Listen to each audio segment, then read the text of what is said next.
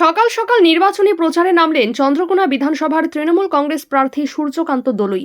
চন্দ্রকোনা বিধানসভার লক্ষ্মীপুর অঞ্চলে নারায়ণপুর কালী মন্দিরে পুজো দিয়ে প্রচার শুরু করেন। সোনাপুর, কোচগেরিয়া, পরমানন্দপুর সহ একাধিক গ্রামে প্রচার করেন। প্রচুর কর্মী সমর্থক নিয়ে আজ প্রচার শুরু করেন এলাকার একটি কালী মন্দিরে পুজো দিয়ে। এরপর কর্মী সমর্থকদের সঙ্গে নিয়ে এলাকায় এলাকায় বাড়ি বাড়ি গিয়ে জনসংযোগ ও প্রচার চালান তিনি। প্রচার চলাকালীন সাধারণ মানুষের কাছ থেকে ব্যাপক সাড়া পাচ্ছেন বলেই জানান সূর্যকান্ত দলুই। মানুষের এই সমর্থনই আগামী দিনে বড় জয়ের পথে এগিয়ে দেবে বলে তিনি আশাবাদী। অন্যদিকে চন্দ্রকোনা বিধানসভা কেন্দ্র নিয়ে আত্মবিশ্বাসী প্রার্থী সূর্যকান্ত দলুইও। তিনি জানান, আসন্ন নির্বাচনে 30,000-এরও বেশি ভোটে জয়লাভ করবে তাদের প্রার্থী।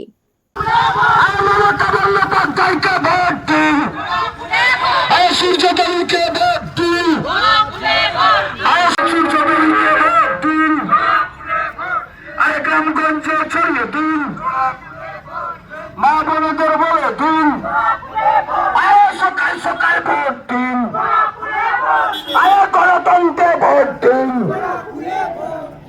দেখুন, মানুষ পশ্চিমবঙ্গে সারা বাংলায় মমতা বন্দ্যোপাধ্যায়ের জোড়া ফুল প্রতীকের ওপর আস্থা, বিশ্বাস, ভরসা 15 বছর ধরে ছিল, আছে, আগামী দিনেও থাকবে। 2026 সালে 2021-এর থেকে অনেক বেশি সংখ্যক আসন নিয়ে মমতা বন্দ্যোপাধ্যায় চতুর্থবারের জন্য মুখ্যমন্ত্রী হবে, শুধু সময়ের অপেক্ষা।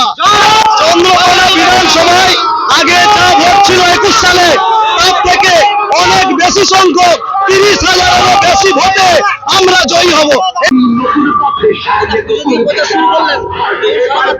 দেখুন, মানুষ পশ্চিমবঙ্গে সারা বাংলায় মমতা বন্দ্যোপাধ্যায়ের জোড়া ফুল প্রতীকের ওপর আস্থা, বিশ্বাস, ভরসা 15 বছর ধরে ছিল, আছে, আগামী দিনেও থাকবে।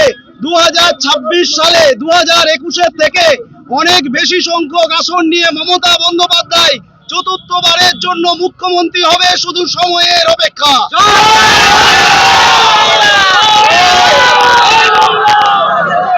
চন্দ্রকোনা বিধানসভায় আগে যা ভোট ছিল 21 সালে, তার থেকে অনেক বেশি সংখ্যক 30,000-এরও বেশি ভোটে আমরা জয়ী হব।